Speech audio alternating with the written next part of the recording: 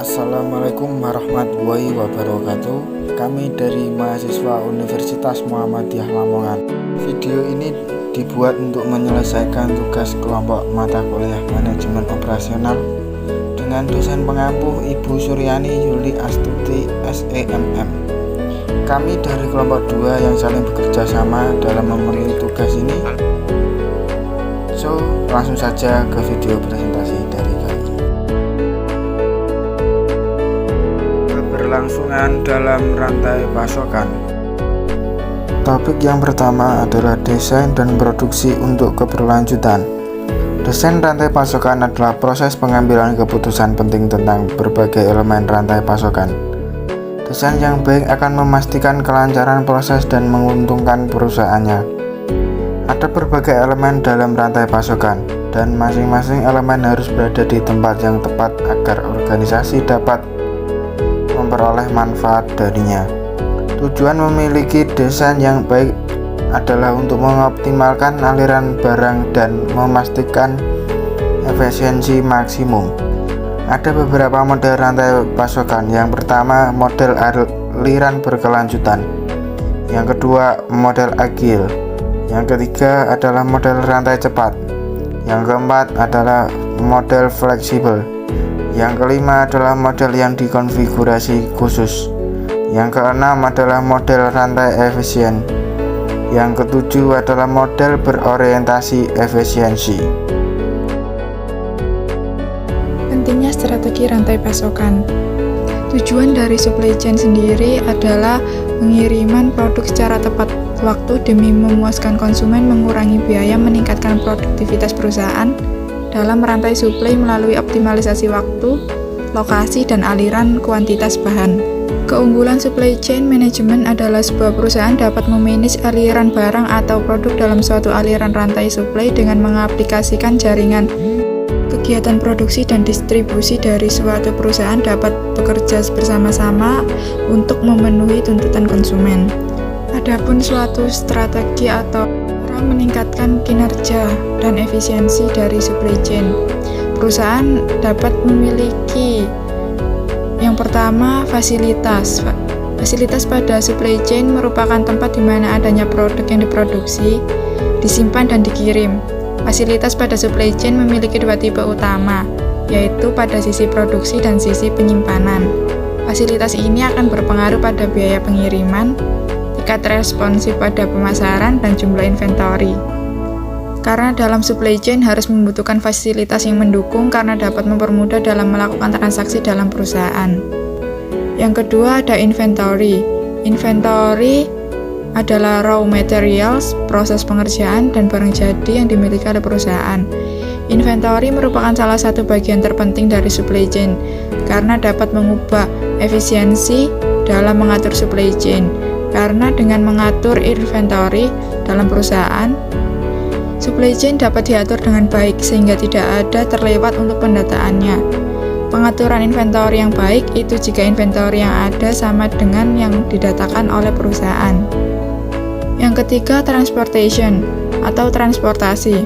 Transportasi pada supply chain digunakan untuk perpindahan tingkatan pada supply chain yang ada. Transportasi juga penting dalam mengubah efisiensi dalam supply chain, digunakan sebagai penentu perpindahan dan rute dalam pengiriman. Sebuah barang dapat disampaikan dengan lebih mudah dan cepat. Lalu yang terakhir ada information. Informasi mengandung data dan menganalisis fasilitas, inventory, transportasi, dan customer yang terkait dengan supply chain. Informasi merupakan kunci utama dari supply chain karena mengandung semua informasi yang digunakan untuk mengatur bagaimana supply chain itu akan berjalan. Lalu topik yang selanjutnya adalah masalah sumber. Buat atau beli. Keputusan membuat atau membeli atau make or buy adalah keputusan strategis antara memproduksi sebuah item secara internal atau membeli dari eksternal atau dari pemasok luar. Ada banyak faktor penting yang menjadi pertimbangan dalam membuat keputusan ini. Salah satunya adalah pertimbangan biaya. Selain tentu saja faktor seperti kompetensi atau kapabilitas produksi, volume atau kuantitas, kebijakan multi-source, inventory, ataupun pertimbangan lain terkait strategi perusahaan.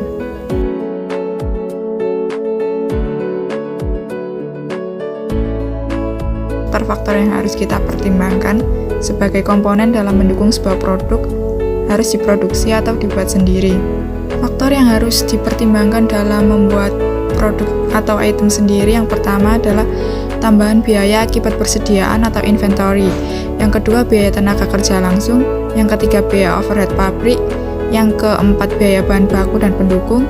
Yang kelima, tambahan biaya manajemen. Yang keenam, biaya yang berasal dari masalah kualitas.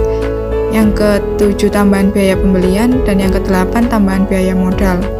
Lalu selanjutnya, pertimbangan biaya untuk membeli atau buy meliputi yang pertama, harga pembelian dari bagian yang dibeli tersebut. Lalu biaya transportasi. Yang ketiga, biaya penerimaan dan inspeksi. Lalu yang keempat, biaya tambahan pembelian.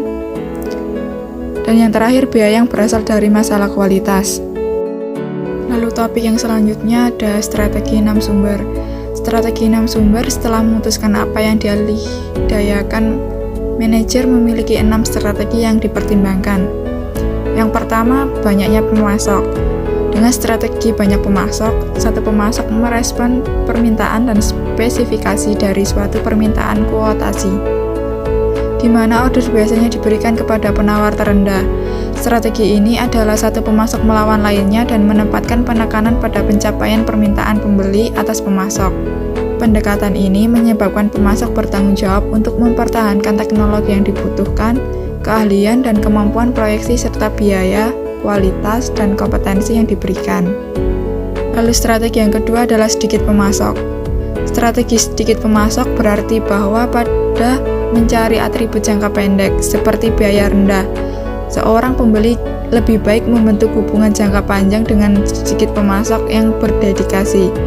Strategi ini juga mendorong pemasok-pemasok tersebut untuk memberikan inovasi desain dan keahlian teknologi. Strategi yang ketiga adalah integrasi vertikal. Pembelian dapat diperluas untuk membentuk integrasi vertikal. Berarti sebagai pengembangan kemampuan untuk memproduksi barang atau jasa yang sebelumnya dibeli atau untuk membeli pemasok atau distributor. Untuk perusahaan dengan modal, keahlian manajerial, dan permintaan yang disyaratkan, integrasi vertikal dapat memberikan kesempatan yang substansial untuk pengurangan biaya, kualitas yang lebih tinggi, pengantaran tepat waktu, pengurangan persediaan.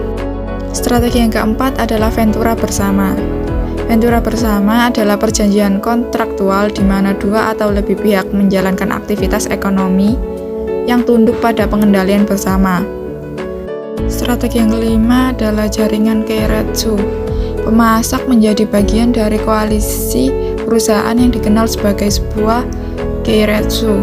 Anggota ini dijamin hubungan jangka panjangnya dan dengan demikian diharapkan untuk berkolaborasi sebagai partner, menyediakan teknisi ahli, dan kualitas produksi yang stabil kepada perusahaan manufaktur.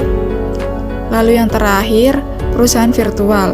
Perusahaan virtual atau virtual companies bergantung pada hubungan pemasok yang stabil dan baik untuk menyediakan jasa yang diminta. Keuntungan dari perusahaan virtual termasuk manajemen ahli yang terspesialisasi, investasi modal yang rendah, fleksibilitas, dan kecepatan. Hasilnya adalah efisiensi. Untuk topik yang terakhir adalah resiko rantai pasokan.